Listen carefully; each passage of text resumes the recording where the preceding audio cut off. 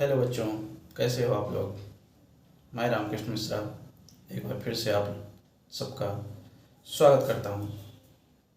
आइए आज हम लोग मैथ्स का एक और इम्पोर्टेंट टॉपिक अलजेब्रा देखते हैं। अलजेब्रा मैथ्स का एक पार्ट है जिसका बहुत महत्वपूर्ण योगदान है, चाहे वो एकेडमिक्स हो या कंपटीशन पॉइंट ऑफ व्यू से हो। तो उसके कुछ बेसिक और कॉन्सेप्ट हम लोग देखते हैं। अलजेब्रा शुरू कैसे होता है? तो अलजेब्रा एक्चुअल में वेरिएबल और कांस्टेंट का मिक्सअप है। क्या है? एक मैथमेटिकल ऑपरेशन है वेरिएबल और कांस्टेंट का। तो वेरिएबल क्या होता है? जिसका वैल्यू वैरी करते रहे, टाइम टू टाइम चेंज होते रहे, बदलते रहे। और कांस्टेंट क्या होता है? जिसका वैल्यू फिक्स हो, हमेशा क्या हो? फिक्स हो। लाइक कांस्टेंट जैसे 1 2 3 4 या इंग्लिश अल्फ़ाबेट का स्मॉल लेटर ABC को भी एज ए कांस्टेंट हम लोग यूज़ करते हैं। और वेरिएबल क्या होता है? तो XYZ PQR UV ये सब एज अ वेरिएबल यूज़ होता है, जिसका value time to time change होते रहता है। तो एक्चुअल में अलजेब्रा की शुरुआत अलजेब्रिक एक्सप्रेशन से होती है। अलजेब्रिक एक्सप्रेशन क्या होता है? तो algebraic expression it is the combination of variable and constant in mathematical operation. It is the combination of variable and constant in mathematical operation.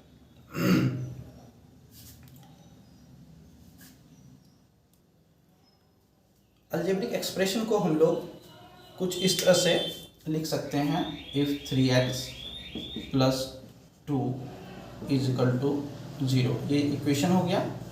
और अलजेब्रिक एक्सप्रेशन जैसे 2x plus 5, ये अलजेब्रिक एक्सप्रेशन हो गया। जैसे कि 5y minus 3x plus 7, ये एक अलग अलजेब्रिक एक्सप्रेशन हो गया। और इक्वेशन किसको कहेंगे? कि एक्सप्रेशन में दोनों साइड LHS और RHS अगर रहेगा तो उसको इक्वेशन कहा जाता है अलजेब्रिक एक्सप्रेशन के रूप में।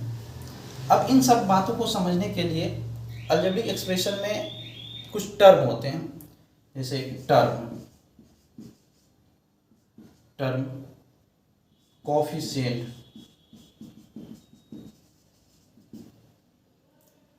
डिग्री,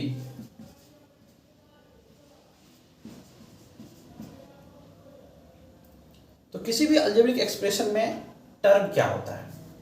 प्लस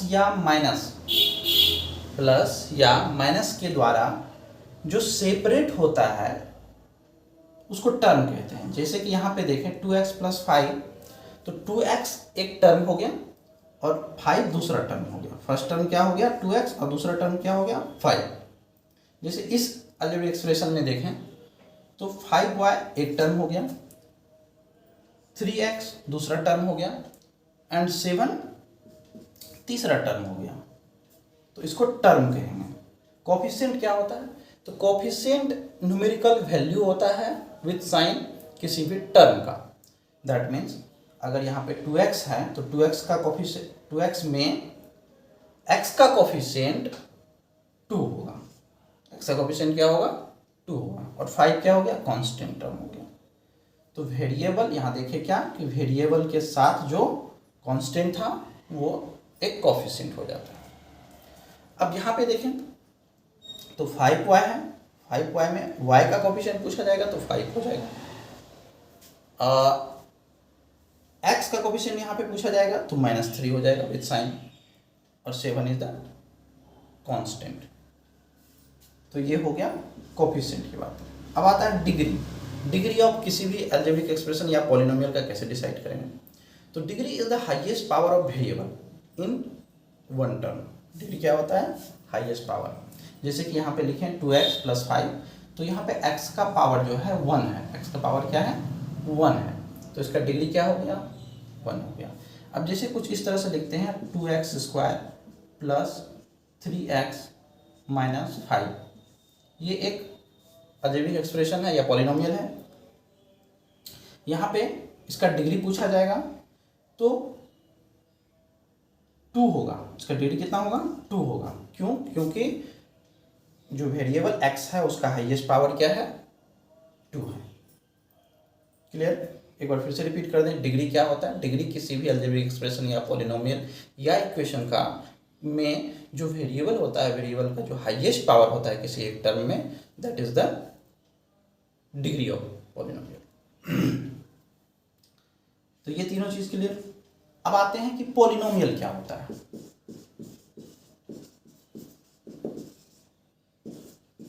पॉलिनोमियल, पॉलिनोमियल का जो स्टैंडर्ड फॉर्म होता है कुछ इस तरह से होता है, A X square plus B x plus C, ये एक क्वाड्रेटिक पॉलिनोमियल है। अगर लीनियर पॉलिनोमियल की बात करें तो ए एक्स प्लस बी होगा।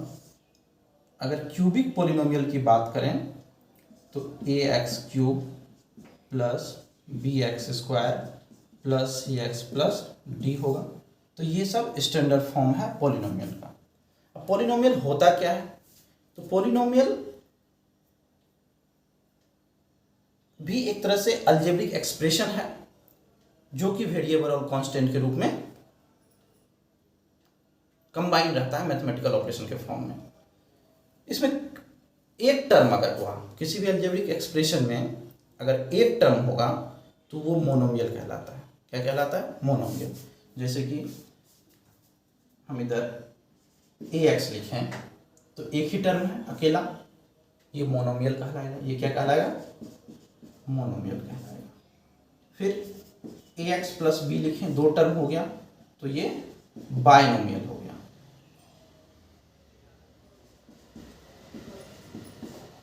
फिर A X plus B, A X square plus B x plus C हो गया, तीन टर्म हो गया तो ये ट्राइनोमियल हो गया। उसी तरह क्वाड्रिनोमियल होता है और देन पॉलिनोमियल होता है। तो एक से ज़्यादा अगर टर्म रहे तो वो क्या कहलाएगा? पॉलिनोमियल कहलाएगा। ये सारी बातें क्लियर। अब आइए समझते हैं कि इक्वेशन क्या होता है। पॉलिनोमियल तो समझ गए कि पॉलिनोमियल क्या होता है। ये एक अलजेब्रिक एक्सप्रेशन है। इसमें कई सारे टर्म होते हैं। एक टर्म होगा तो मोनोमियल, दो टर्म होगा तो बाइनोमियल, तीन टर्म होगा तो ट्राइनोमियल, चार टर्म होगा तो क्वाड्रिनोमियल और पॉलिनोमियल आगे कंटिन्यू हो जाएगा। टर्म समझ गए, कोफिशिएंट समझ गए और डिग्री समझ गए। अब आइए इक्वेशन समझते हैं। तो इक्वेशन क्या है कि अगर लीनियर इक्वेशन, सबसे शुरुआत होती है लीनियर इक्वेशन, तो लीनियर इक्वेशन में भी वेरिएबल पर डिपेंड करता है। जैसे linear equation in one variable की बात करें तो linear equation in one variable का जो स्टैंडर्ड फॉर्म होगा वो कुछ इस तरह से होगा, A X plus B is equal to 0। ये क्या है? तो ये linear equation in one variable, linear equation in one variable. अब लीनियर इक्वेशन टू वेरिएबल की अगर बात करें तो A X plus B Y plus C is equal to 0। ये क्या हो गया? Linear equation in two variable. तो linear equation one variable, linear equation two variable का ये दोनों स्टैंडर्ड फॉर्म हो गया। अब लीनियर इक्वेशन कहेंगे किसको? तो लीनियर इक्वेशन वैसा इक्वेशन होता है जिसका डिग्री 1 हो। अगर डिग्री 1 होगा तो वो क्या होगा? लीनियर इक्वेशन होगा। डिग्री 1 होने का मतलब जहां पे देख रहे हैं x का पावर क्या है, हाईएस्ट पावर 1 है, तो इसलिए ये लीनियर इक्वेशन हो गया। यहाँ भी देख रहे हैं कि वेरिएबल तो 2 है, x एंड y, लेकिन इसका जो हाईएस्ट पावर है वो 1 ही है, तो इसलिए ये क्या हो गया? Linear equation in two variable. Clear? Linear equation clear. अब आते हैं क्वाड्रेटिक इक्वेशन पे। तो quadratic equation A X square plus B x plus C is equal to 0 is the quadratic equation. क्या है ये? स्टैंडर्ड फॉर्म है क्वाड्रेटिक इक्वेशन का कि A X square plus B x plus C, जहां पे ए क्या है तो एक्स स्क्वायर का कोफिशिएंट है, बी क्या है तो एक्स का कोफिशिएंट है और सी क्या है? Constant term. उसी तरह क्यूबिक इक्वेशन की बात करें तो A X cube plus B X square plus C X plus D is equal to 0, it is the cubic equation. क्यों क्यूबिक इक्वेशन होगा ये? क्योंकि इसका डिग्री जो है वो 3। क्लियर ना?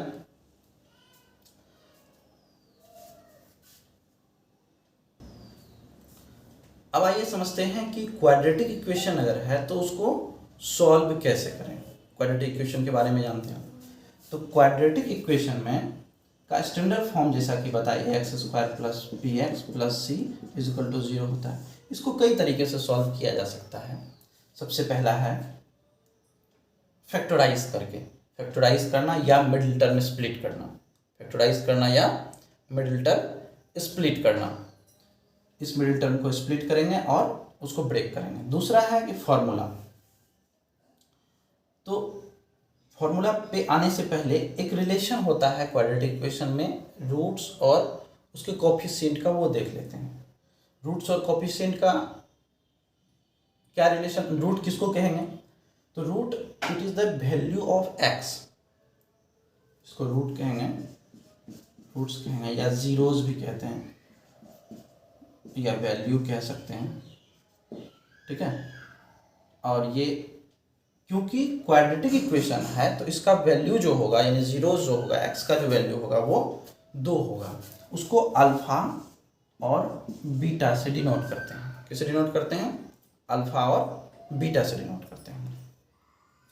तो अल्फा और बीटा और इसके कोफिशिएंट के बीच में रिलेशन होता है। तो alpha plus beta is equal to minus B by A and alpha into beta is equal to क्या हो जाता है? C by, alpha into beta C by. ये क्या है? तो ये relation between zeros and the coefficient of any quadratic equation. Clear ना?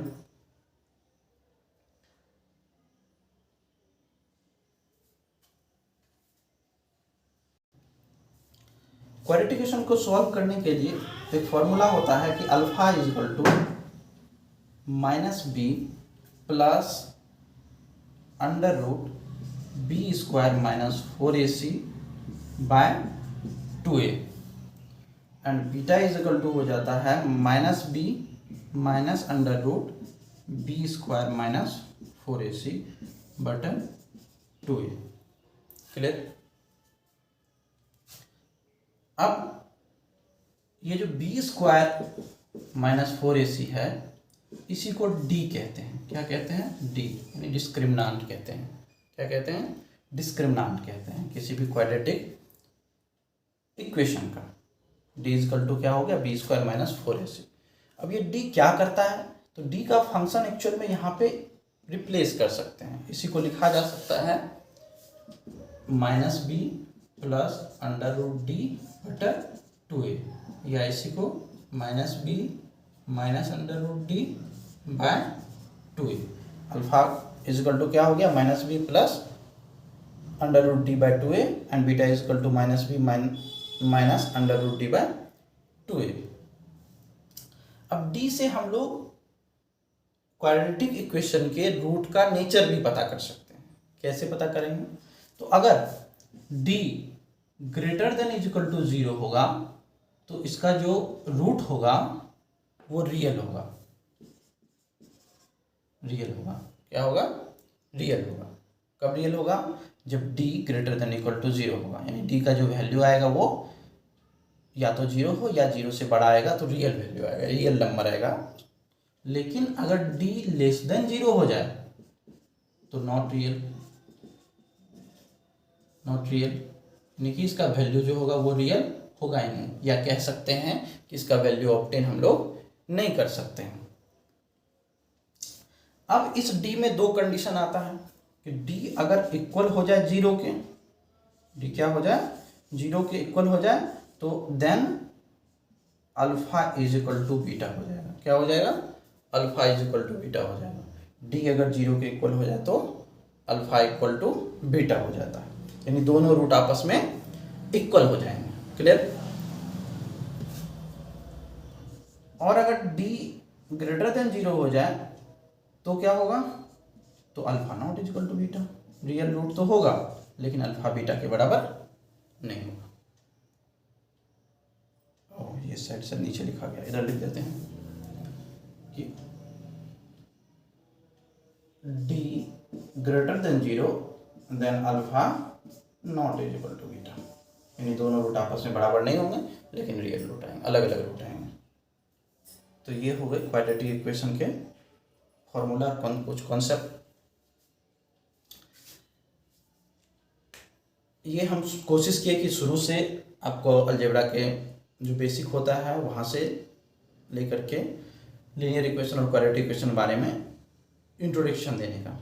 अब नेक्स्ट वीडियो में आपके लिए कोई एक टॉपिक, या तो पॉलिनोमियल या तो लीनियर इक्वेशन या क्वाड्रेटिक इक्वेशन की पूरी डिस्क्रिप्शन प्लस क्वेश्चन लेके आएंगे। और तब तक अपना सपोर्ट बनाए रखें और बताइए ये कैसा लग रहा है आपको।